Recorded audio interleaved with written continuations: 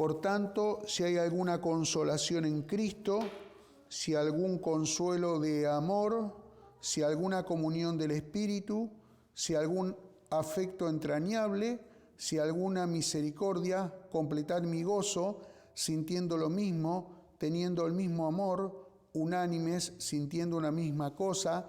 Nada hagan por contienda o por vanagloria, antes bien háganlo con humildad, estimando cada uno a los demás como superiores a él mismo, no mirando cada uno por lo suyo propio, sino cada cual también por lo de los otros. Amén.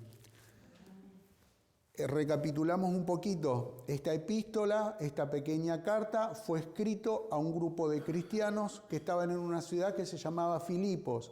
Quien la escribió fue el apóstol Pablo, al pastor que estaba en ese momento y a los hermanos. Y bueno, sabemos el contexto por lo que hablamos la semana pasada, que fue escrita desde un lugar inhóspito porque estaba preso el apóstol Pablo por predicar la palabra de Dios, pero sin embargo, desde la aflicción, desde la cárcel, desde la penuria, desde una situación difícil, él alentaba a que los hermanos estuvieran juntos, ¿sí? A que los hermanos no perdieran la fe y a que permaneciesen en el camino del Señor. Y esto nos enseña a nosotros que a veces cuando no pasamos momentos fáciles o momentos buenos o momentos lindos, no debemos perder la fe y debemos seguir animando a otras personas a que crean en Cristo y a que busquen el camino del Señor. Por eso es importante, ¿no? Y también lo vamos a ver en otro momento más puntualmente. Vemos desde la iglesia de Filipos, insisto, una iglesia que no contaba con muchos recursos, una iglesia que recién estaba creciendo, pero que era el espíritu de una iglesia ideal, como ellos se preocupaban por su pastor. Su pastor fue quien fundó la iglesia, quien lo llevó a la fe, que era el apóstol Pablo. Y aún desde sus necesidades, ¿sí?, desde sus vicisitudes, se preocupaban por acompañar el trabajo de su pastor. En este caso hablamos del apóstol Pablo. También nos deja una linda enseñanza para nosotros, ¿no? Recordar y respetar a quienes son nuestros padres espirituales en la fe, ¿sí? Amén. Bueno, yo encontré 3 consejos o recomendaciones en este texto que nos deja el libro de Filipenses como para mejorar nuestro carácter cristiano. Todos los que estamos acá tenemos muy buen carácter, ¿no es cierto? Nos reímos, bueno, ¿viste? A veces se nos vuelan los patos, dijo algo, ¿no? Bueno, así dijo una vez un hermano, a veces se me vuelan los patos, pastor, dijo, bueno, tratemos que no pase eso. Pero qué bueno es siempre ir mejorando, ¿sí? ¿Quién fue que dijo que aquel que sabe todo, bueno, no sabe nada? A veces pensamos que ya no necesitamos más nada y que no tenemos que mejorar, ¿sí? Pero en todas las áreas de nuestra vida tenemos que mejorar como padres, ¿sí? Todos los días los desafíos son cada vez más grandes, ¿no? En las distintas edades, mejorar como pareja, como matrimonio, mejorar en nuestro trabajo. Uno siempre busca mejorar, ¿no? Mejorar, por supuesto, en nuestra relación con Dios y en nuestra comunión con Dios. Y el apóstol Pablo les da a los filipenses 3 recomendaciones como para que mejoren su carácter y su conducta como cuerpo de Cristo. Y una de ellas está en el versículo 4, que dice, versículo 4, vamos a empezar desde el 2, ¿sí? 2.2. Complete mi gozo, siéntanlo, teniendo él amor, unánimes, sintiendo una misma cosa. Y después dice el versículo 4, no mirando cada uno por lo suyo propio, sino cada cual también por lo del otro, ¿no? En el versículo 2 insiste en que el grupo de la iglesia debe sentir lo mismo, el mismo amor, una misma cosa. Nosotros como país, una de las palabras que hemos escuchado hasta el hartazgo y que se escucha siempre en periodo de elecciones es la palabra grieta, ¿sí? La grieta. ¿de qué lado de la grieta estás vos? Y es el disparador con el que se salen a veces los medios de comunicación, ¿no? Y todos los políticos y los funcionarios políticos en su momento, por la vocación que estaban llevando adelante, y funcionarios, una vez que son electos, que dicen, tenemos que terminar con la grieta. ¿Lo hemos escuchado eso, no? Tenemos que terminar con la grieta. Y vemos a la luz de los hechos que con las palabras se dice una cosa y con las acciones lamentablemente se hace otra cosa, ¿sí? Porque lo que hizo el gobierno A estuvo bueno, pero ahora viene el gobierno B y derriba lo del gobierno A. Y bueno, vamos a entrar en otro tema de las políticas públicas, ¿no? De las políticas de Estado, más que nada. Cosas que en otros países por ahí no se ve tanto esto, ¿no? De que haya tanta grieta. Y en el aspecto espiritual, Dios no quiere grietas, ¿eh? O sea, ¿de qué lado de Dios estás? O estás o no estás. El libro de Apocalipsis habla de los tibios, ¿sí? Y de los fríos, ¿sí? O de los tibios y de los calientes. ¿De qué lado del Señor estamos? ¿De qué lado del camino de la fe decidimos estar? Bueno, el apóstol Pablo les dice, yo estoy preso, como una vez por día, o no sé cómo sería la situación, no tengo cárcel VIP, no tengo cable, ¿sí? No tengo riña de gallos. Se enteraron el otro día, ¿no? En una cárcel, no sé dónde, que había un preso muy conocido que tenía apuesta de riña de gallo. Claro, todos nos reímos, ¿no? Bueno, Pablo no tenía todas esas cosas, pero sin embargo tenía el Espíritu de Dios que desde ese lugar inhóspito los animaba a que que estén en unidad. Porque la Biblia dice que en unidad todas las cosas son removidas en Cristo. Y cuando el apóstol Pablo habla de estar unánimes, en otras palabras podemos traducirlo como en concentrar nuestra energía. Supongamos, tenemos, en mi caso, la radio. Uno concentra su energía en la semana para tratar, con los recursos que tiene, de dar lo mejor. Bueno, tengo a mi esposa, que ella me ayuda en la producción de la radio, y siempre hay alguien que por ahí me acompaña también. Concentramos nuestra energía en que eso vaya para adelante, ¿sí? En la iglesia, cuando venimos al culto, ¿sí? Concentramos nuestra energía en venir a la reunión y en recibir de Dios, ¿sí? Y en estar seguro de que Dios, de alguna manera, en su palabra, va a tener una palabra de ánimo, de aliento y de bendición para mi vida. Ya creo que lo he contado, pero sí, lo he contado en otras oportunidades, ¿no? Cuando creo que fue Escocia, les estoy hablando de 1800, en una materia que tuve en el seminario Historia de la Iglesia, contaban uno de los predicadores, creo que era Knox, me parece. Knox o Wesley, no recuerdo. Que iba un hombre caminando por el centro de una plaza y iba corriendo y se tropieza con otro. Y entonces le pide disculpas y el otro le pregunta, ¿pero a dónde vas tan apurado? Y este le responde, voy a escuchar lo que dice el predicador en la plaza. Y el otro le pregunta, ¿pero vos creés lo que dice esa persona? Y este le responde, yo no creo, pero él sí cree. ¿Qué quiere decir con esto? Que nuestro ímpetu, nuestra fe, nuestro ánimo va a motivar a otros, aunque no crean.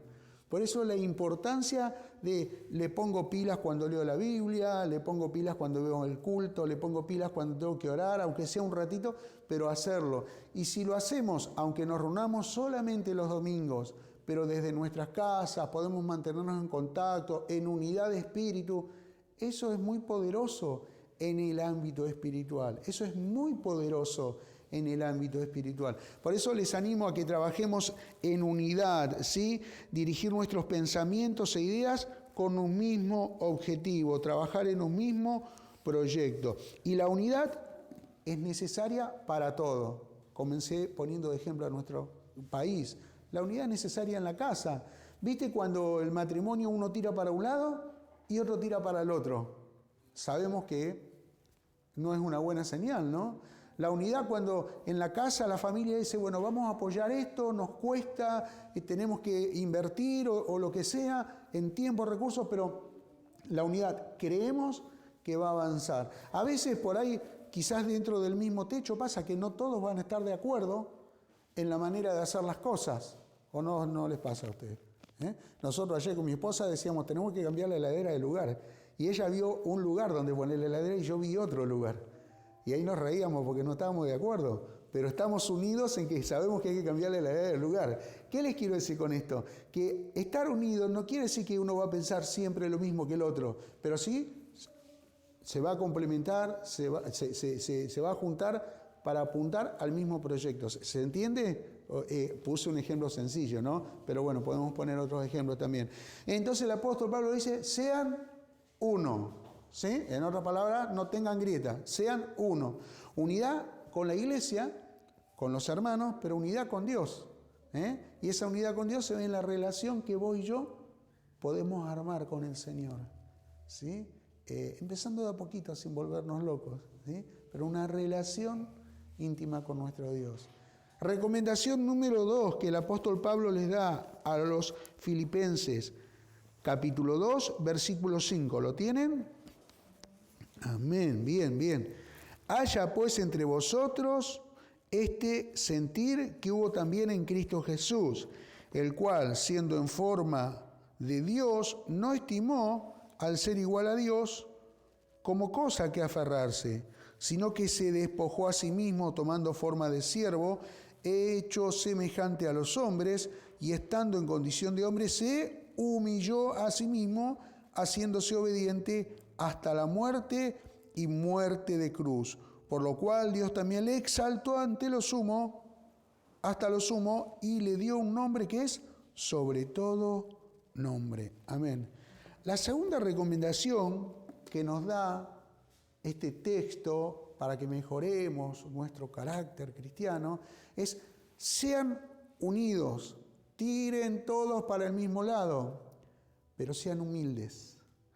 Y a veces tenemos una concepción de la palabra humilde que es que el que no se puede vestir bien, que el que no puede tener un vehículo, que el que no puede tener una casa, es humilde. Sí, es una de las definiciones, pero otra de las definiciones de humildad tiene que ver justamente con la virtud que nos implica reconocer y aceptar nuestras debilidades y nuestras cualidades también. Porque a veces vos ves gente, viste, que vos decís, qué sencillito que es este. Y cuando vos lo escuchás hablar, decís, pero que resultó re soberbio, viste, qué tremendo, se quiere llevar el mundo por delante. Nunca te encontraste con alguien que se quiere llevar el mundo por delante y en ese mundo estás vos delante. Bueno, pero la humildad tiene que ver con reconocer que hasta aquí sé. Yo puedo ser pastor, pero no sé de todas las cosas. Yo estudié la Biblia, pero tengo que seguir aprendiendo. Yo puedo ser periodista, pero no soy el mejor. Y tengo que seguir aprendiendo. ¿Y de dónde voy a aprender? De otros que cumplen la misma tarea. Y así es la vida también. No sé si alguna vez les pasó cuando tuvieron alguna discusión con alguna persona o algún malentendido, ¿no? Y viene y te dice, por ahí, esto es, porque a veces es muy común decir esto, es muy común, yo pienso de otra manera. A veces por ahí te dicen, si en algo te ofendí, te pido disculpas. Pero si yo sé que te ofendí, te pido disculpas porque yo sé que te ofendí. ¿Se entiende lo que quiero decir? Entonces, la humildad no pasa por cómo nos vestimos, la humildad no pasa por cómo hablamos, sino en reconocer. ¿Cuál es mi límite? A ver, llamo a un electricista, no, pero si yo lo voy a arreglar. Sí, puede ser que lo arregle como puede ser que no lo arregle. ¿Sí? Es reconocer. Y el ejemplo claro es el de Jesús. Jesús dice que se humilló, siendo igual a Dios. Todos los otros hablaban. Y el Señor se humilló. Él podría haber dicho, ustedes no saben nada, porque ustedes hablan de la boca para afuera, pero en realidad la cosa es de otra manera. Pero el Señor se humilló y dice el texto, esto los predicadores usamos mucho este texto, ¿no?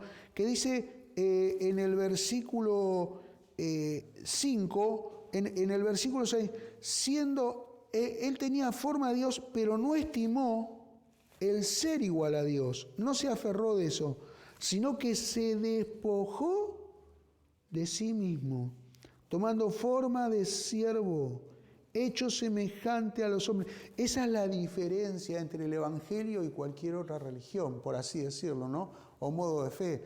Nosotros creemos que Jesús es el Hijo de Dios. No es que Jesús fue un hombre sobre la tierra. Jesús es el Hijo de Dios, porque Él vino en forma humana, fue engendrado por el Espíritu Santo, pero vino en forma humana. Dice que tomó forma de hombre, de ser humano, ¿sí? Y de una persona de carne y hueso, y además de pasar todas las vicisitudes que pasamos los seres humanos. Y dice, se despojó a sí mismo, tomó forma de siervo, hecho semejante a los hombres, y estando en condición de hombre, se humilló a sí mismo. El otro día hablaban en el vivo de Facebook del enojo. Y cómo a veces hay graduaciones del enojo, cómo a veces uno pasa del 1 al 10 a enojarse rápido, ¿no? Y lo vemos. Entrevisté a una señora el otro día en la radio que no es ninguna novedad, pero ella decía, estamos en una sociedad, la mamá de Wanda Tadei, decía, estamos en una sociedad cada día más violenta, cada día más violenta. Y el violento no se humilla, el violento le da para adelante.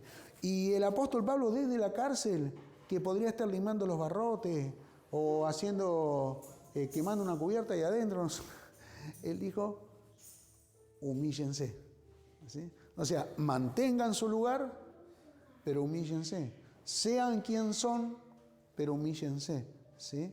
El espíritu de humildad, habla del espíritu de humildad. Y bueno, nuestra iglesia, como cristianos, el Señor nos enseña eso. Y la tercera recomendación, que también, todas estas no son cosas fáciles, porque la verdad no son cosas fáciles, pero son consejos que nos da la palabra del Señor para tenerlo en cuenta. En el 5... dice, habíamos leído, vamos a leer el 9, 2.9. Por lo cual, Dios también lo exaltó hasta lo sumo y le dio un nombre que es sobre todo nombre. Y en el versículo 5, el premio de Dios, ¿no? Por la humildad de Jesús. Y en el versículo 5, haya en ustedes este sentir que hubo también en Cristo, el cual, vuelvo a leerlo, siendo en forma de Dios, no estimó en ser igual a Dios como cosa que aferrarse, sino que se despojó de sí mismo. Hay momentos donde tenemos que olvidarnos de nosotros mismos, de nuestras cosas, y pensar en las cosas de los otros.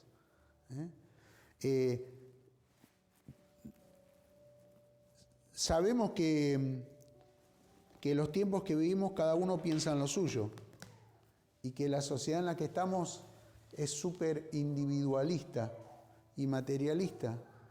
Pero yo sigo aferrándome, ¿no? Para muchos es una utopía esto, ¿no? Pero de que no sé si el mundo entero va a cambiar, pero si nosotros podemos lograr que nuestra familia mejore y transmitir eso a nuestros hijos y transmitir eso en la comunidad donde estamos, en el pequeño lugar que nos toca estar, en un comercio atender bien, a una persona hablarle con respeto, son pequeñas cosas, ¿sí?